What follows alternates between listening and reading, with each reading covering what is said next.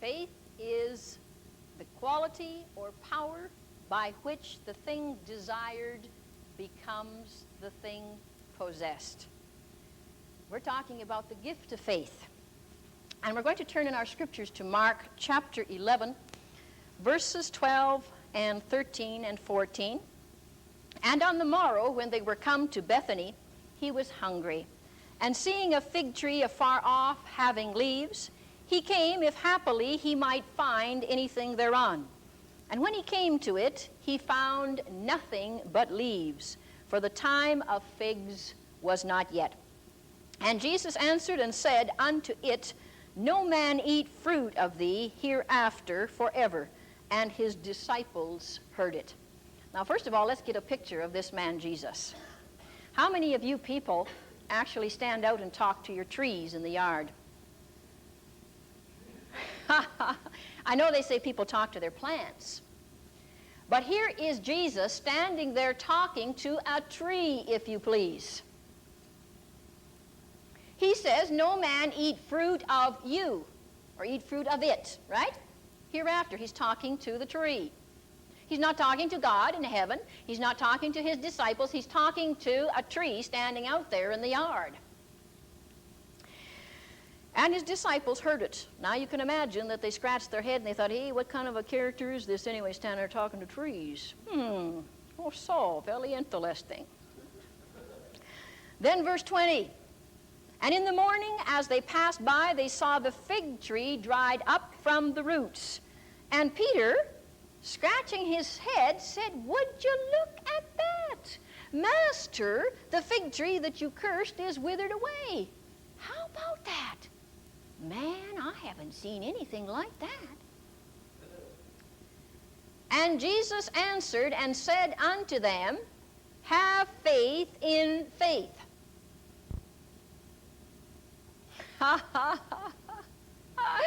No, it says, have faith in God. You know, there's a lot of people that say, I've got lots of faith. I've got all the faith in the world. I've got faith, I've got faith, and I've got faith, and I've got some more faith. And I'm wondering at that point if we have faith in faith. Faith is, now what? What did we say? Responsibility. My response to God's ability. He said, have faith in God. Then he said, I say to you, whosoever shall say unto this mountain. Do you know how important some of the tiny, tiny little words are in the scriptures? I'm having trouble with this one writing. What you say. What you say. The words that you say. He said, whosoever shall say unto this mountain, be thou removed, and be thou cast into the sea, and it says, and shall not doubt in his heart, but shall believe that those things that he saith shall come to pass, he shall have whatsoever he, what? Saith. The word say, the very, very simple word, S-A-Y. I have tried 3 of these already. Let's try the 4th one and see if it works. There, we've got it. It's a bright green. It does come out after all. Whosoever shall say unto this mountain. Now, Jesus is teaching something here in this portion of Scripture. Not only that, but he says, whosoever shall, whatsoever things you desire, when you pray, believe that you receive them, and you shall have them. Our problem is that we don't believe that we're going to receive the petition that we ask for. We believe that when we pray, our prayers are going to hit the ceiling, and then they're going to plop back down and hit the ground, and then we're going to have to go through the process again and pray it again the next time, right? Because God didn't hear it the first time. He's deaf, you know? And if you don't really pray up a storm sometimes, there's no way God's going to hear you. Besides, he's got kind of this sadistic attitude, you know, that he gets a delight in seeing his children crying and begging and pleading for things. Oh, you know something? Jesus is teaching something so wonderful here. He's saying, whosoever shall say unto this mountain. Do you know that there is power in the spoken word? Do you know that? When somebody says something nice to you, how do you feel? You feel pretty good? Okay. I had someone here today that said, oh my, doesn't Mary look bright? Doesn't she look nice? And I thought, oh, I like that. I felt like saying, hey, give me some more. I like that. But hey, man, I like that. Oh, praise God, I need somebody to pray for me. So I got a chair and sat out there in the middle of the floor. And they gathered around and they began to pray. Quietly, like nobody was praying out loud. And finally, I said to the one girl who made the suggestion, I said, well, tell you what, honey, why don't you come over and you begin to pray then, okay? So she started in to pray. Dear Lord, we thank you so much for all of the wonderful things that you have done for us. And oh, Lord, you know the problem that our government is having these days. And oh, Father, you know that Maggie Muggins wasn't at church today. And oh, Father, bring her back to church again. And Lord, you know our pastor, he needs prayer. And oh, Father, you know all the problems that so-and-so has in their life. And oh, yes, Maggie and Johnny are having a marital problem. Oh, I pray for them too, Lord. And oh, dear Lord, there's this and there's that and there's something else. And she went on and on and on and on, and dear Lord, we thank you. Amen. Now, I'm always looking for food for teaching purposes. And I said to myself, self, I've got another illustration. Because you see, she prayed for everything but me. She was the one that had suggested that we're going to pray for Mary to build her up, give her more strength, do whatever God you got to do to get her, make her more alive again. And you see, she never even prayed for me. All she did was load some more problems on me to pray for. All the world problems and the world situation and everything else that had to go. And you see, she didn't direct herself to the problem. I was the problem at that point. People say I still am a problem. Maybe if she'd have prayed right then, you wouldn't have to suffer the way you're suffering now. So, you see, direct yourself to the problem. All she'd have had to pray and believe for was what? Dear Lord, touch Mary. Thank you for making her well, and thank you, Lord, for keeping her strong and just imparting a special strength for her tonight since she's so tired. Amen. That would have been directing herself to the problem, and I'm sure she'd have gotten the results out of it. But I went home worse. Now it says, not only to, he's saying, look, direct yourself to the problem. But I believe he's also stating here a what? A command. A command. Be thou removed. Do you know that the voice is very important and our authority is very important? I've been in several different people's homes. One home I was in, there was this little boy, and the mother had asked me if I would come and have supper with them after getting through one of my afternoon seminars. I agreed to so do. And the little boy was on the floor playing with his toys. And supper was just about ready, and the mother said, now, Johnny, Daddy's going to be home for supper in just a few minutes. So I want you to pick up your toys now. Will you do that for Mommy? And little Johnny looked at his mom and went back playing with his toys, and she turned and kept talking to me. Well, I just kind of sat and watched the little fellow there for a few minutes, and pretty soon the mother said, Johnny, now I said go and pick up your toys. Come on now. What do you think Mrs. Goddard is going to think of you if you don't pick up your toys? I thought, why bring me into this, you know?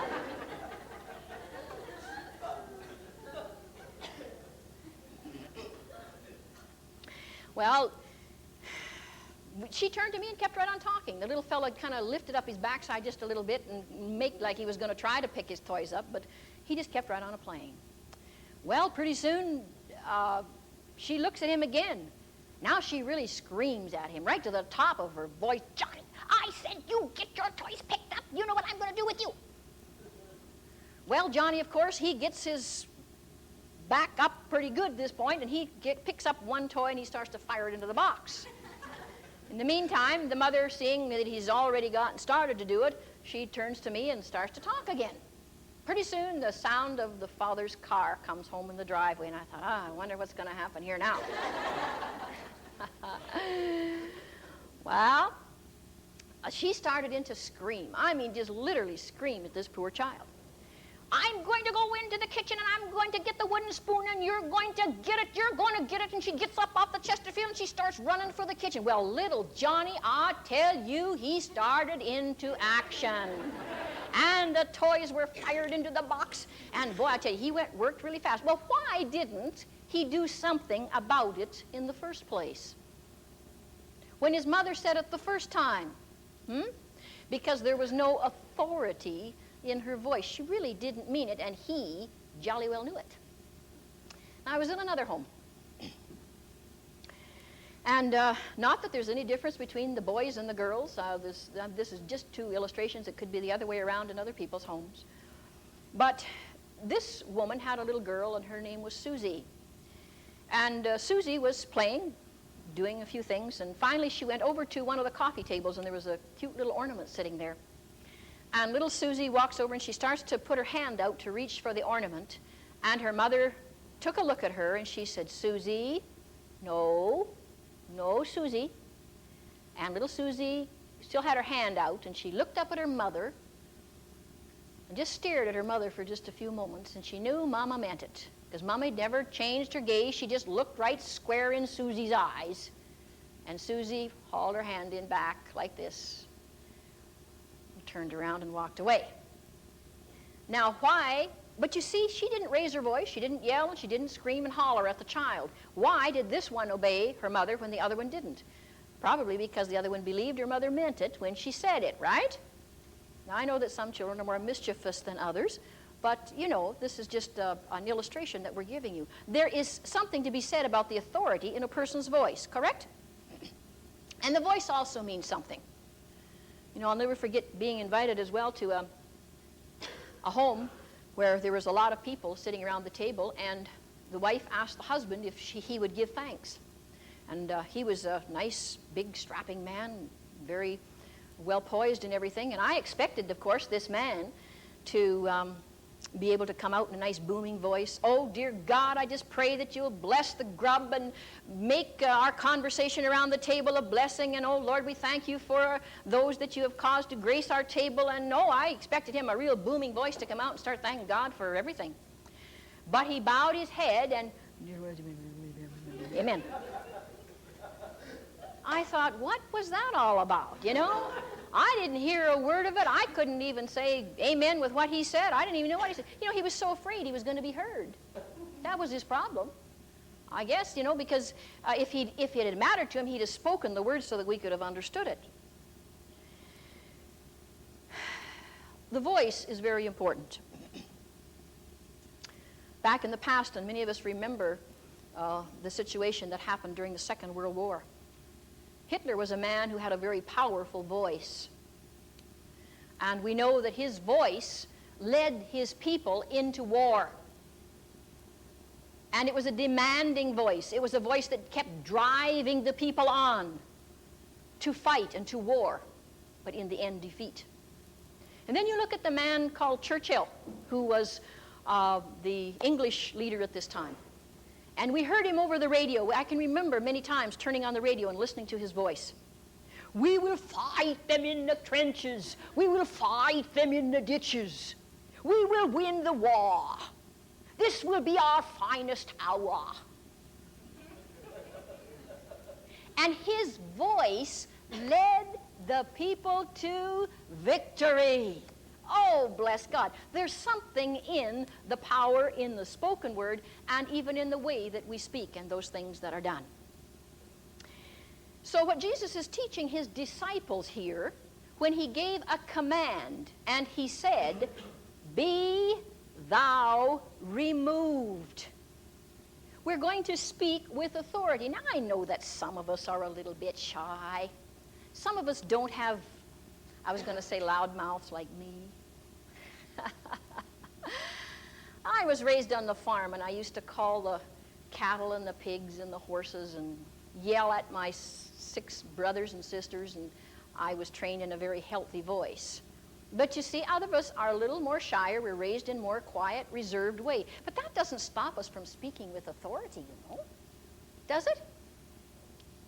Oh, we're still able to so do. And I have seen people who have ministered in the discerning of spirits and the casting out of spirits, and believe me, they didn't speak loud like I speak, very softly, quietly, sweetly. And I'll tell you, they saw deliverances of evil spirits coming out of people, and they saw miracles of healing under their hand, and they didn't have to just, you know, be loud when they spoke it. It's just speaking with authority. Jesus said, speak the command, be thou removed, and shall not doubt in his heart. Now, we've already covered that kind of faith. It's the expecting kind of faith, the kind that doesn't doubt at all, right? Who does not doubt in his heart. But he believes then that those things that he says are going to come to pass. Again, when I was in Trinidad, and I was ministering there in the very first house, Babsy Bleasdale's home, where I had been asked to come out to minister. And the house was full to overflowing. People were standing outside the doors and the windows. Over to my left-hand side, in which case it was something like the door that you see here in this particular building, just not too far away from me, and there were people standing up in that room. It was called their prayer room.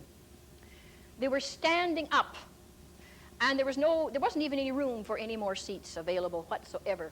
People were sitting around the walls, like you see here, and also they were sitting on the floor where there was no chairs. I pointed over to the room on my left, and I said, there's a woman over here in this room who has a big lump on her back. And I want her to come out, please, because God is going to heal that lump. Things were silent for a moment, and I went on to reveal several other needs in the meeting. Pretty soon, a woman came out, medium set build. And I said, honey, are you the woman that had the lump on her back? Now, I hadn't seen her. She was in behind the door. I didn't even see her, and I couldn't have seen the lump anyway with my natural eyes.